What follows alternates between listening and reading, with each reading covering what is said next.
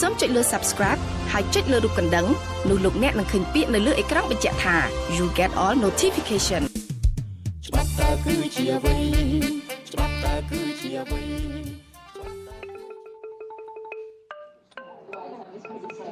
សូមជម្រាបសួរថ្ងៃនេះយើងបន្តនៅកម្មវិធីសិក្សាច្បាប់ស្តីពីការងារយើងបន្តទៅជំពូកទី13និយាយអំពីកោតកម្មនិងលុកអាវជំពូកទី13នេះមានទាំងអស់4ផ្នែកនិង20មាត្រាដូចតទៅមាត្រា318កោតកម្មគឺជាការឈប់ធ្វើការងារដោយកម្មករនយោជិតមួយក្រុមដែលមានការព្រមព្រៀងគ្នាហើយបានធ្វើឡើងនៅក្នុងសហគ្រាសមួយឬគ្រឹះស្ថានមួយក្នុងគោលបំណងដើម្បីទទួលបាននៅដំណោះស្រាយដ៏យុត្តិធម៌ចំពោះការទាមទាររបស់កម្មករនយោជិតពីនយោជកហើយក៏ជាលក្ខខណ្ឌដើម្បីចូលធ្វើការវិញលុកអាវគឺជាការបិទសហគ្រាសគ្រឹះស្ថានទាំងមូលឬមួយផ្នែកដោយនយោជកក្នុងឱកាសដែលមានវិវាទការងារមាត្រា319សិទ្ធិធ្វើកោតកម្មនិងលុកអាវត្រូវបានធានាសិទ្ធិនេះអាចត្រូវបានអនុវត្តដោយភាគីណាមួយក្នុងចំណោមភាគីដែលមានវិវាទក្នុងករណីដែលមានការបដិសេធសេចក្តីសម្រេចរបស់អាជ្ញាកណ្ដាល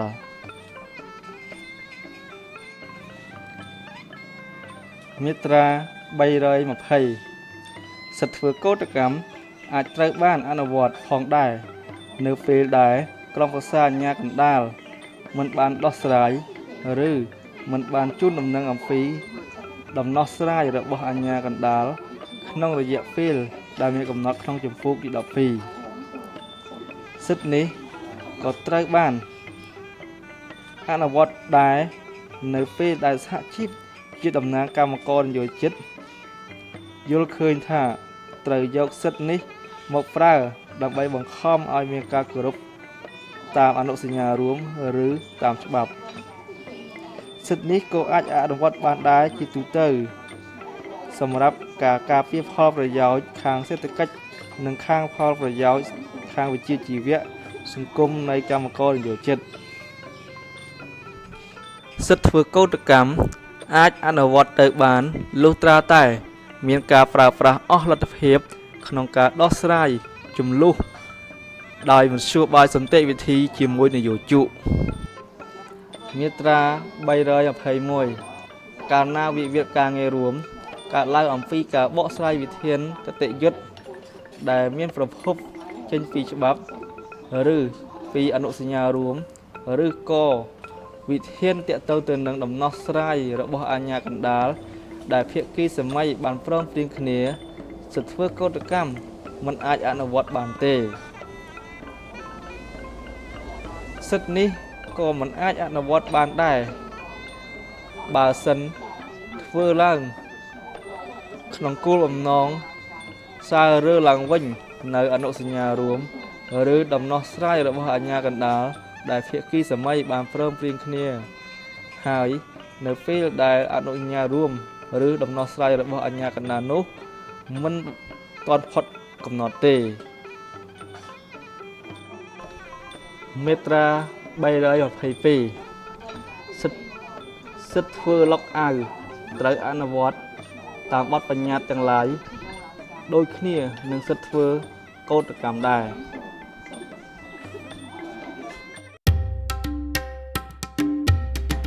សូមចុចលើ Subscribe ហើយចុចលើរូបកណ្ដឹង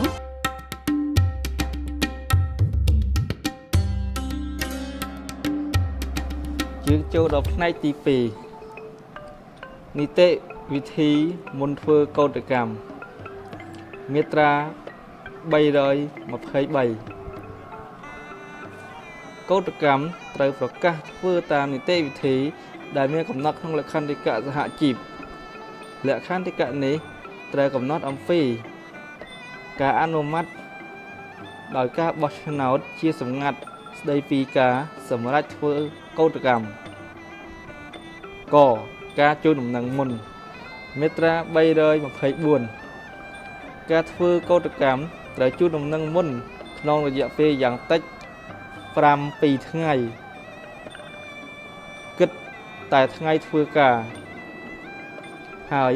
ត្រូវកម្កល់ទុកនៅក្នុងសហគ្រាសឬគ្រឹះស្ថានរបស់ខ្លួនប្រសិនបើកោតកម្មមានការប៉ះពាល់ដល់ផ្នែកសកម្មភាពខ្លះឬវិស័យសកម្មភាពមួយការជូនដំណឹងមុនត្រូវតែតម្កល់ទុកនៅសមាគមនយោជករៀងៗខ្លួនប្រសិនបើមានការជូនដំណឹងមុនត្រូវបញ្ជាក់ឲ្យបានច្បាស់លាស់នៅការទាមទារទាំងឡាយដែលជាមូលហេតុនៃការធ្វើកោតកម្មការជូនដំណឹងនេះត្រូវតែផ្ញើទៅក្រសួងទទួលបន្ទុកវិស័យការងារផងដែរ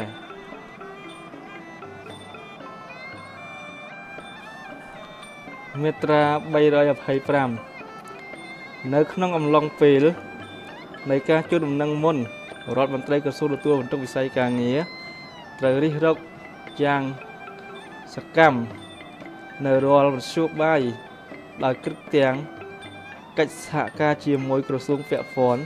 ដើម្បីផ្សះផ្សាភាគីវិវាទភាគីទាំងអស់ត្រូវតែមានវត្តមានតាមការកោះអញ្ជើញរបស់រដ្ឋមន្ត្រីក្រសួងទទួលបន្ទុកវិស័យការងារខសេវាអបបរមាមាត្រា326នៅកំឡុងពេលនៃការជួបដំណឹងមុនភាគីវិវាទត្រូវតែចូលរួមប្រជុំដើម្បីរៀបចំបង្កើតសេវាអបបរមាក្នុងសហគ្រាសដែលមានធ្វើកោតកម្មដើម្បីធានាដល់ការការពារហវនភ័ណ្ឌនិងគ្រឿងបរិក្ខាររបស់សហគ្រាសបើគ្មានការព្រមព្រៀងរវាងភាគីទេក្រសួងទទួលបន្ទុកវិស័យការងារត្រូវកំណត់សេវាអបបរមានេះកម្មករនយោជិតដែលត្រូវគីកែនដើម្បីឲ្យរ៉ាប់រងសេវាអបបរមាត្រូវដូចមានចែងក្នុងមាត្រានេះហើយសម័យខ្លួនមិនបានមកបង្ហាញខ្លួនដើម្បីធ្វើការងារត្រូវចាត់ទុកថាមានកំហុសធ្ងន់កសេវាជាសារវ័នមាត្រា327ប្រសិនបើកោតកម្មមានប៉ះពាល់ដល់សេវាជាសារវ័នពលគឺជាការផ្អាកសកម្មភាពនៃសេវានេះអាចនាំឲ្យមានគ្រោះថ្នាក់ឬមុខជាអាចនាំឲ្យមានគ្រោះថ្នាក់ដល់ជីវិតសន្តិសុខឬសុខភាពនៃប្រជាជនទាំងមូលឬមួយផ្នែកការជូនដំណឹងមុនដោយមានចែងក្នុងមាត្រា324ត្រូវកំណត់ដល់15ថ្ងៃយ៉ាងតិចដោយគិតតែថ្ងៃធ្វើការមាត្រា228នៅក្នុងអំឡុងពេលនៃការជូនដំណឹងមុនរដ្ឋមន្ត្រីក្រសួងទទួលបន្ទុកវិស័យការងារកំណត់សេវាជាសារវ័នអបបរមាដែលនឹងត្រូវរក្សាទុកដើម្បីការពារមិនឲ្យមានគ្រោះថ្នាក់ដល់ជីវិតសន្តិសុខឬសុខភាពរបស់មនុស្សដែលបណ្ដាលមកពីកោតកម្មសហជីពកម្មករនយោជិតដែលបានប្រកាសធ្វើកោតកម្មត្រូវបានអញ្ជើញឲ្យផ្ដល់យោបល់របស់ខ្លួនអំពីសេវាទាំងឡាយដែលនឹងត្រូវរក្សាទុកនោះកម្មករនយោជិតដែលត្រូវកែនដើម្បីឲ្យរ៉ាប់រងសេវាជាសារវ័នអបបរមាដោយមានចែងក្នុងមាត្រានេះហើយសម័យខ្លួនមិនមកបង្ហាញដើម្បីធ្វើការងារត្រូវចាត់ទុកថាមានកំហុសធ្ងន់មាត្រា229បញ្ជីឈ្មោះសហគ្រាសទាំងឡាយដែលត្រូវមានសេវាជាសារវ័នតាមន័យនៃមាត្រា228ត្រូវកំណត់ដោយប្រកាសក្រសួងទទួលបន្ទុកវិស័យការងារសេចក្តីសម្រេចចំពោះរាល់ការជំទាស់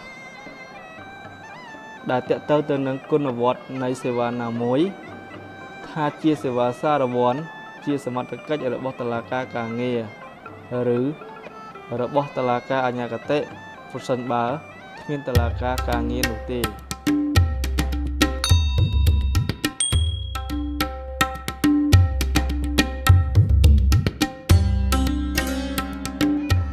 ផ្នែកទី3អនុភាពនៃកោតកម្មមាត្រា330កោតកម្មត្រូវប្រព្រឹត្តទៅដោយសន្តិវិធីការបង្កអំពើហិង្សានៅក្នុងពេលធ្វើកោតកម្មត្រូវចាត់ទុកថាមានកំហុសធ្ងន់ដែលអាចនឹងត្រូវដាក់ទណ្ឌកម្មដោយគិតទាំងការព្យួរការងារនិងការបញ្ឈប់ពីការងារជាបទវិន័យមាត្រា331សេរីភាពនៃការធ្វើការងាររបស់អ្នកមិនមែនជាកោតក្រត្រូវបានការពារទួលនឹងការបង្ខិតបង្ខំឬការគំរាមកំហែងផ្សេងៗមាត្រា332កិច្ចសន្យាការងារត្រូវព្យួរនៅពេលធ្វើកោតកម្មកំឡុងពេលនៃការធ្វើកោតកម្មតើវកាលិកការងារមិនត្រូវបានផ្ដល់ឲ្យទេហើយប្រាក់បៀវត្សមិនត្រូវបានបើកឲ្យដែរកម្មករនយោជិតត្រូវបានទទួលការងាររបស់ខ្លួនវិញនៅពេលចប់កោតកម្មអាណត្តិរបស់តំណាងកម្មករនយោជិតមិនត្រូវបានព្យួរទេក្នុងពេលធ្វើកោតកម្មដើម្បីអ្នកតំណាងទាំងនោះអាចរក្សាទំនាក់ទំនងជាមួយនឹង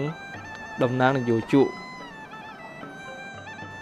មាត្រា333ត្រូវហាមឃាត់មិនឲ្យនយោជកដាក់ទណ្ឌកម្មអ្វីមួយទៅលើកម្មករនយោជិត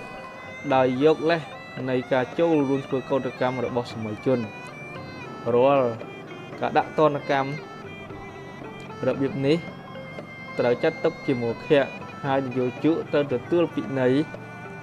ជាប្រាក់ទៅតាមកំណត់ក្នុងជំពូក16នៃមាត្រា369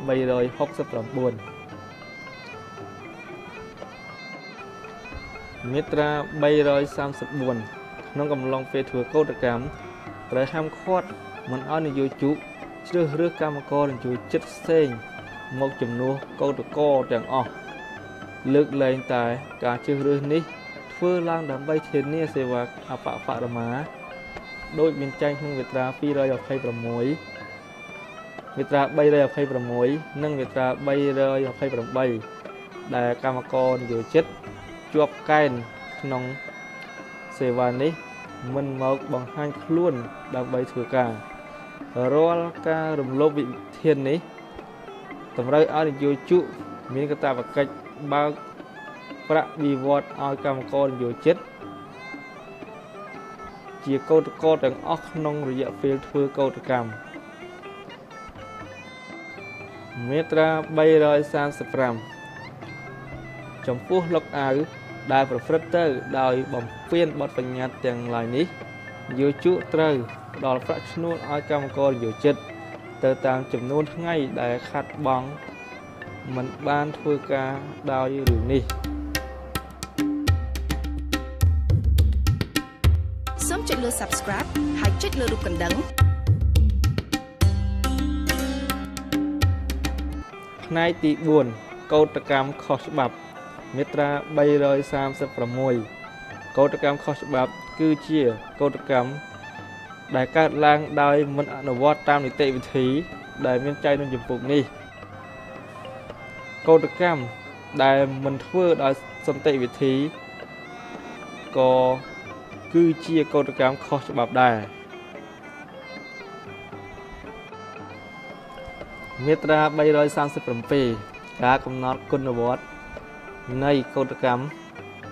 ថាត្រឹមត្រូវតាមច្បាប់ឬខុសច្បាប់ជាសមត្ថកិច្ចផ្ដាច់មុខនៃតុលាការការងារឬតុលាការអាជ្ញាគតិប្រសិនបើគ្មានតុលាការការងារទេបើកោតកម្មត្រូវបានប្រកាសដោយប្រកាសថាជាកោតកម្មខុសច្បាប់កោតក្រត្រូវចូលធ្វើការវិញក្នុងរយៈពេល48ម៉ោងគិតចាប់ពីថ្ងៃដែលចេញប្រកាសនេះកម្មករនយោជិតដែលមិនបានចូលធ្វើការវិញនៅមុនពេលផលកំណត់48ម៉ោងនេះហើយគ្មានហេតុផលត្រឹមត្រូវចាត់ទុកថាមានកំហុសធ្ងន់សូមអរគុណចំពោះការតាមដាននិងទស្សនានិងស្វែងយល់អំពីច្បាប់ស្តីពីការងារនៃជំពូកទី3ដែលនិយាយអំពីសិទ្ធិធ្វើកោតកម្ម និងលុកអាវត្រូវបានបញ្ចប់តែប៉ុណ្ណេះសូមរងចាំសិក្សានៅជំពូកទី14និយាយអំពីរដ្ឋបាលការងារនៅកម្មវិធីលើកក្រោយសូមជម្រាបលា Thank you for watching my channel. Please subscribe and share to all your friends. Goodbye.